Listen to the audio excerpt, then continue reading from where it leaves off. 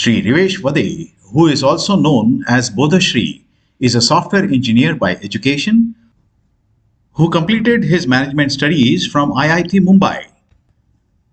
However, a close encounter with death resulted in total transformation, and he started reaching out to people and enlightening them through the preachings of Pasayadan. He founded the Bodh Marga Foundation in 2012 with the aim of spreading knowledge and wisdom among the masses. Besides his spiritual discourses, Bodhashri Rivesh Vade has also started initiatives like Project Mauli, Project Gaushala, Bodh Spandhan, Bodh Ashram, and several others. In 2015, he was felicitated at an international convention in London. The science group conferred upon him the Speaking Tree Award in 2017, and in 2021, the Tata Memorial Hospital honored him for his contributions to this field. As a spiritual guru, he has conducted more than 1,200 workshops over the last 1 decade in India and abroad, healing more than 10 lakh individuals through Nadaspandan. Let's listen to Bodhashri Rivesh Vade.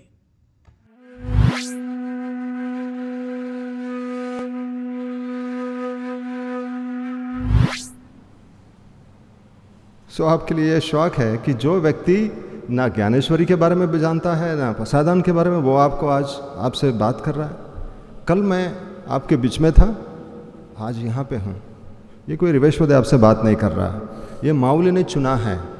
आप इसको अनुभव करो, इसलिए आज आपको चुना गया है, हमें चुना गया है।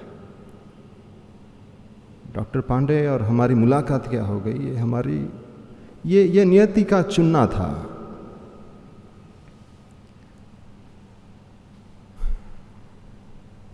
तो प्रसादान के पहले ज्ञानेश्वरी में जो पहला ही वर्ष है स्वसंवेदना। क्या होता है यह स्वसंवेदना? स्वसंवेदना मतलब कि जो अपने आप को अनुभव करे वही ईश्वर है, वही ईश्वर है। इसी को जय जय राम कहा है। जय जय राम कृष्ण हरे, जय जय राम कृष्ण हरे। ये आप करो तो दिक्कत होगी, आप नहीं करो, ये होने दो।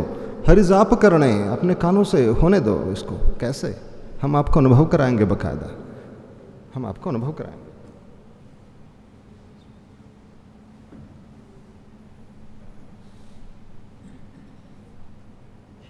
ये पूरे विश्व में ये आपके जीवन में बदलाव लेके आ रहा है।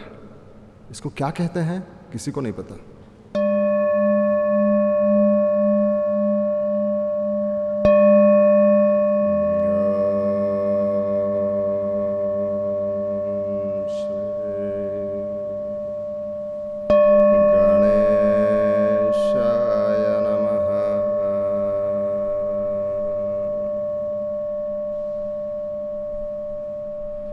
इसको जैसे ही हम सुनते हैं हमारे भीतर कई सारे नाद होते हैं, तरंग, लहरिया, वो रुक जाती हैं। और वो तरंग जब रुक जाती हैं हम अपने भीतर में कुछ है उसको अनुभव कर सकते हैं। वरना मुझे आपको अनुभव नहीं देना है, वो आपके भीतर ही है।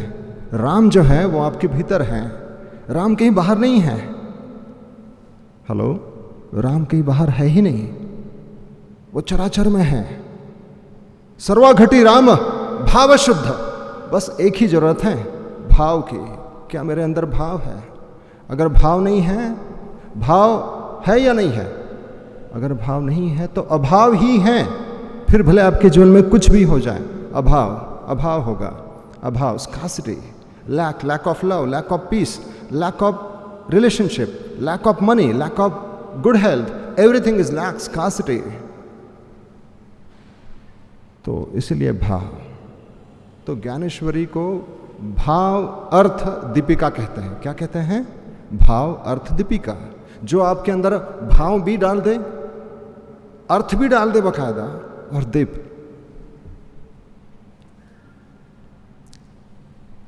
पर ये बिना समय के आपको कोई बताए अच्छी बात नहीं है। हम ये हिंदी में क्यों बता रहे पसायदान? क्योंकि हमने पाया कि महाराष्ट्र में जो लोग ऑलरेडी पसायदान बचपन से सुनते आ रहे हैं वो बोलते हैं हाँ पता है हमें, ये पता है, बचपन से सुना ना, पता है। थैंकफुली हमने कभी नहीं सुना था।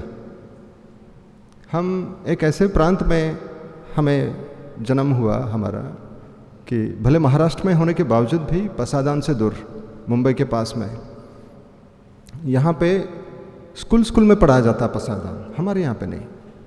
संत ज्ञानेश्वर महाराज थे, इतना बस पता था, पर उनका क्या कंट्रीब्यूशन है ये नहीं पता। आपको पता है Bhagavad Gita was not allowed to translate in any other language. Hello hello hello, Bhagavad Gita was not allowed to translate. क्यों भला, क्या वजह हो सकती है?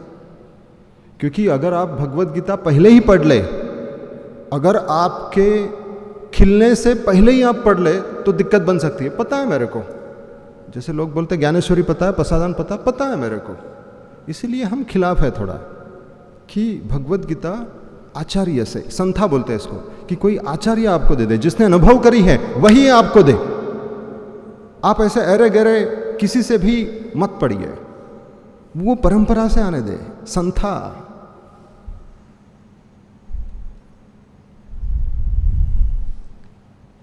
क्योंकि भगवद गीता में पहला ही चैप्टर है विषाद योग, सैडनेस, डिप्रेशन। क्या आया आपके जीवन में? आया है क्या? कभी तो आया होगा। तभी सही समय है भगवद गीता का डोज देना है। तो अभी ये भगवद गीता क्या कहती है? आत्मा है, आत्मा है। पर क्या होता है ना, हम बोलते हैं अरे आत्मा है, हमें पता है, तो इसीलिए भगवान बुद्ध ने कहा नहीं आत्मा नहीं है। तो भगवान बुद्ध सही थे, क्योंकि लोग मानना शुरू कर देते हैं अरे आत्मा है। आपने अनुभव किया क्या? अनुभव की बात बोलो। तो जब अनुभव नहीं होगा तब आप है मानते हैं, और आपका मानना दिक्कत है। आज हम आपके मान्यता के बारे में बात ही नहीं करेंगे, बाकायदा अनुभव के बारे में बात करेंगे। तो आप क्या चाहेंगे, इंफॉर्मेशन या ट्रांसफॉर्मेशन? क्या चाहेंगे आप?